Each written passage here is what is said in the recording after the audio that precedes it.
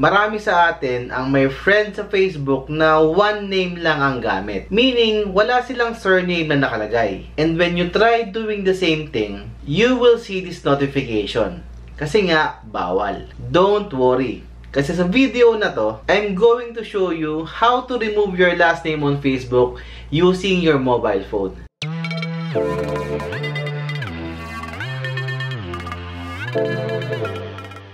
A quick disclaimer lang bago tayo magsimula. 100% working lahat ng steps by the time I upload this video. If ever in the future, may mga steps or links na ayaw nang gumana, normal po yan. Kasi workaround lang to lahat. So, pwedeng today gumagana, pero in a couple of weeks or months, hindi na. Pero wag kayong mag-alala. Kasi nag-upload ako ng mga updated tutorials regularly. So, don't forget to subscribe para lagi kayong updated.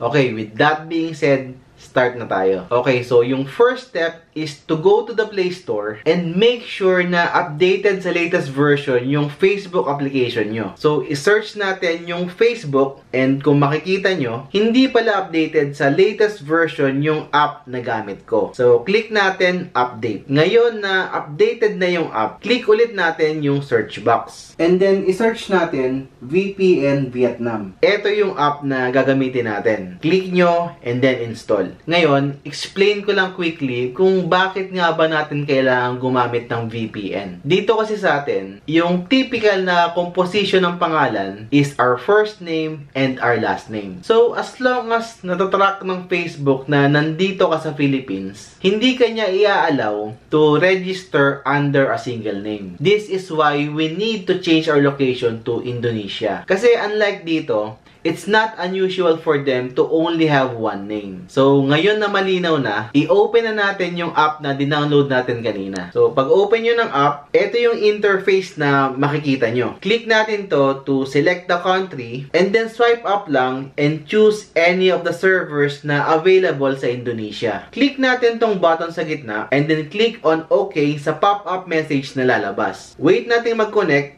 And then, pag lumabas yung check sign, swipe up to go to your home screen and then open your Facebook app. Click nyo lang yung 3 lines na to sa upper right. Next, go to settings and privacy. Sa next page, click this to go to your account center. Click profiles. Sa profiles, click nyo yung account na gusto nyong alisin yung surname. Sa next page, click name to proceed. So dito, makikita nyo na yung first name and last name. Delete the surname, then click nyo yung space button, and kung makikita nyo, we can now proceed to the next step. Sa next page, you'll see na wala na tayong surname. So, double check nyo kung may na-mistype kayo. And then, pag okay na, click Save Changes. So, let's go to our profile to check kung gumana yung name change natin. And as you can see, working naman siya. So, that concludes our tutorial. And I hope nakatulong sa inyo. If you have questions or suggestions for our next video, leave a comment down below and I'll make sure to reply. So, that's it.